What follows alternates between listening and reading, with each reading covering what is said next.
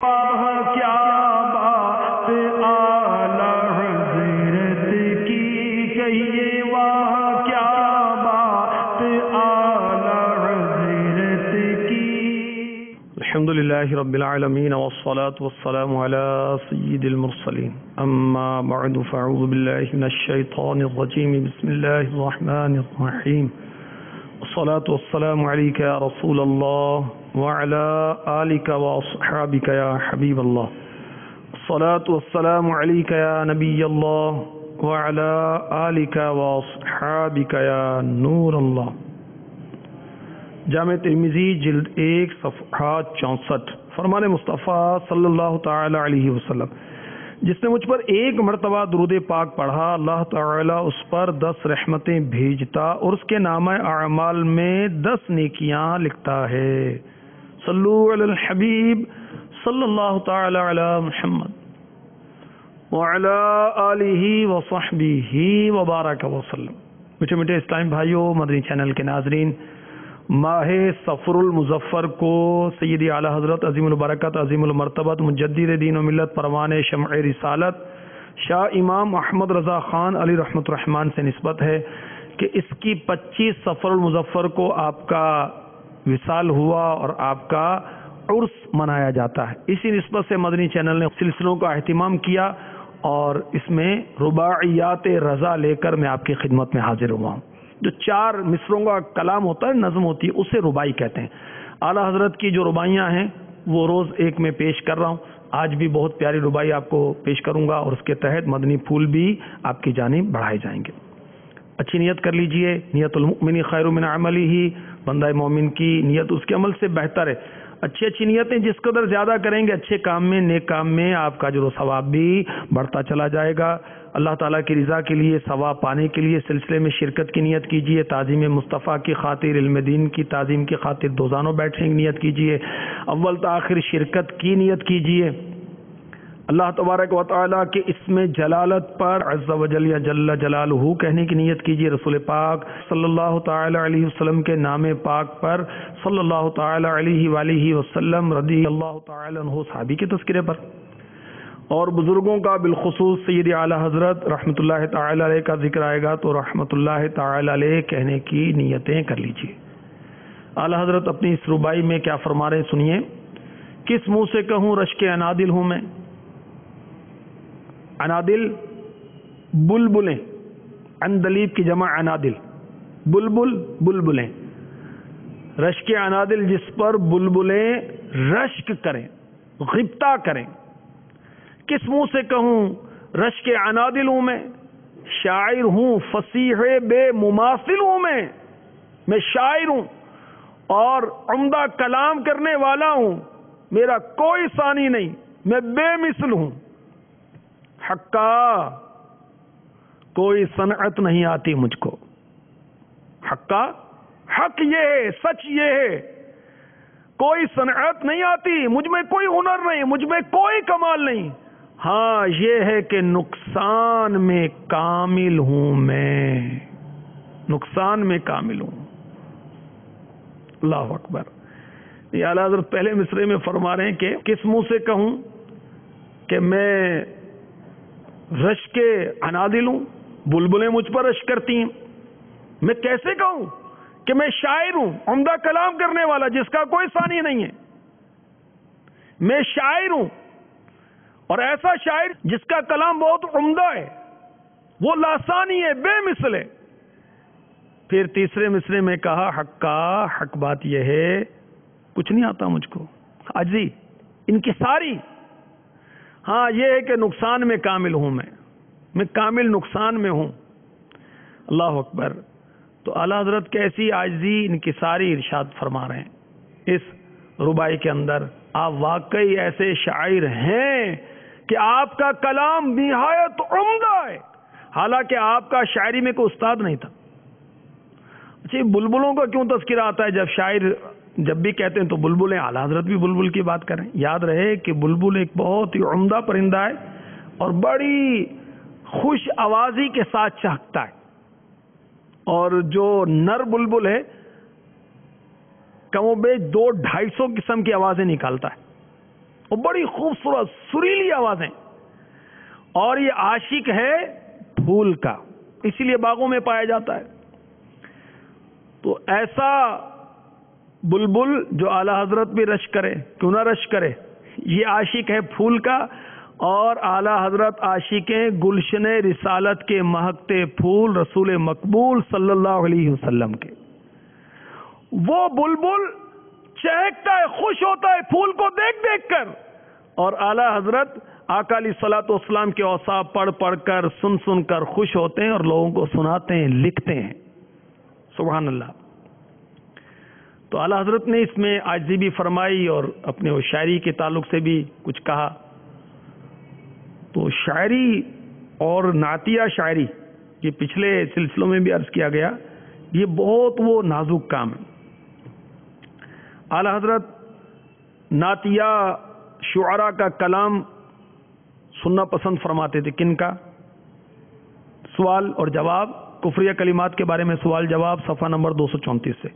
سوال: اعلی حضرت کون کون سے شعراء کا نعتیہ کلام سننا پسند فرماتے تھے؟ جواب: نعت گو شاعروں کی اکثریت اپنے کلام میں چونکہ احکام شریعت کا لحاظ نہیں کرتی، اس وجہ سے آپ یعنی اعلی حضرت رحمۃ اللہ تعالی علیہ قصداً یعنی جان بوجھ کر صرف 2 شعراء کرام حضرت مولانا کفایت علی کافی اور حضرت مولانا حسن رضا خان کا کلام سماعت فرماتے تھے. چنانچہ دعوت اسلامی کی اشاعتی ادارے مکتبۃ المدینہ کی مطبوعہ 561 صفحات پر مشتمل کتاب ملفوظات اعلی حضرت صفحہ 225 پر ہے. ایک صاحب حضرت شاہ نیاز احمد صاحب رحمۃ اللہ تعالی علیہ کے عرس میں بریلی شریف تشریف لائے. بریلی کیا ہے؟ یہ وہ شہر جس میں اعلی حضرت کی دنیا میں تشریف آوری ہوئی، یہیں آپ نے پردہ فرمایا، یہیں آپ کا مزار ہے. اعلی حضرت رحمۃ اللہ تعالی علیہ کی خدمت میں حاضر ہوئے، کچھ اشعار نعت شریف کے سنانے کی درخواست کی، یعنی کہ میں نعت پاک سنانا چاہتا ہوں. اعلی حضرت نے استفسار فرمایا، سوال کیا کس کا کلام؟ انہوں نے کلام لکھنے والے کا نام بتایا. اس پر ارشاد فرمایا، سوا 2 شعراء کے کلام کے کسی کا کلام میں قصداً یعنی ارادتاً اپنی خواہش سے نہیں سنتا، فقط ان 2 کا یعنی مولانا کفایت علی کافی اور میرے بھائی حسن میاں مرحوم کا کلام سنتا ہوں. اور صفحہ 227 پر مزید فرماتے ہیں، حقیقتاً نعت شریف لکھنا نہایت مشکل ہے، جن کو لوگ آسان سمجھتے ہیں.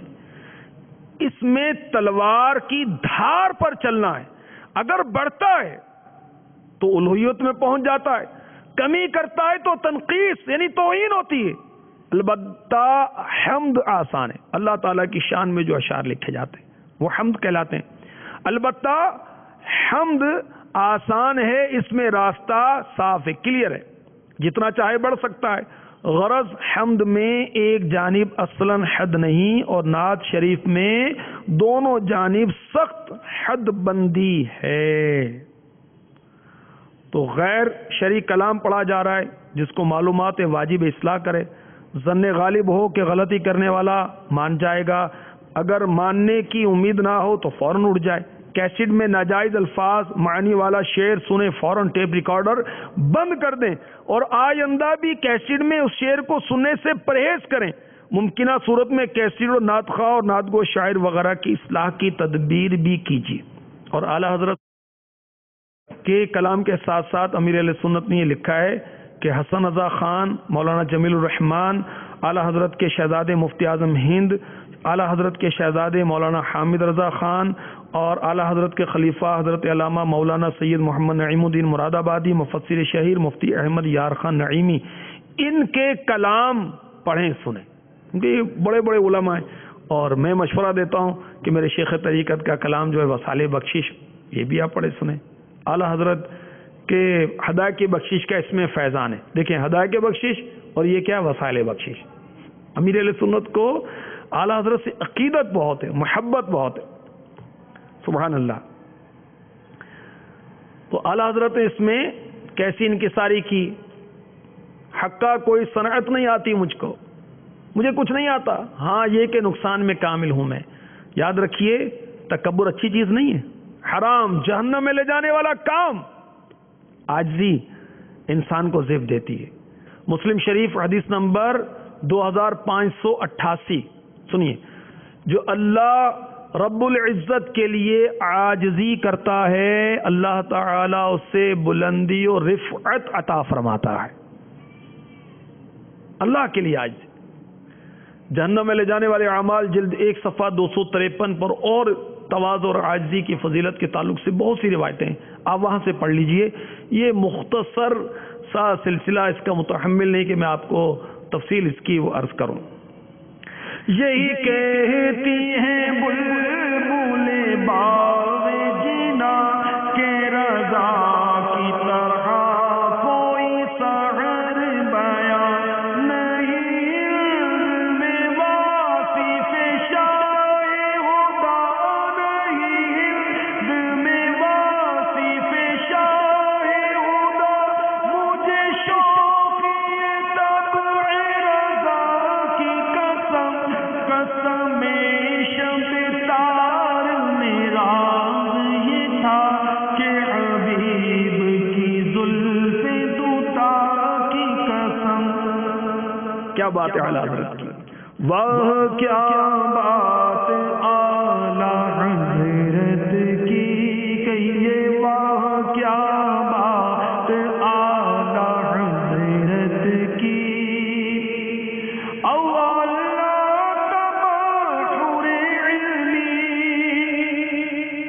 یہ میں اپنے پیر و مرشید عاشق اعلیٰ حضرت امیر اہل سنت کا کلام پڑھ رہا ہوں. تبحر علمی، علمی وسعت، اعلیٰ حضرت کی علمی وسعت، اللہ اللہ اللہ. حافظ اور حدیثیں اتنی یاد، اور سبحان اللہ آپ نے 1000 کتابیں لکھی ہیں. 1000 کیسی علمی وسعت ہوگی. فتاوی رضویہ اتنا بڑا، اتنی ضخیم، 30 جلدوں پر مشتمل ہے. دیکھیں تو صحیح، یہ تو وہ فتاوی جو محفوظ ہوئے، ورنہ کتنے جو محفوظ نہیں ہو سکے. اللہ تبحر علمی اب بھی باقی خدمت قلمی، اہل سنت کا ہے جو سرمایہ، اہل سنت کا ہے جو سرمایہ. وہ کیا بات اعلیٰ حضرت کی، اللہ وہ کیا بات اعلیٰ حضرت کی، وہ کیا بات اعلیٰ حضرت کی. صلو علی الحبیب صلی اللہ تعالی علی محمد. کیا بات اعلیٰ حضرت کی کہیے، واہ کیا بات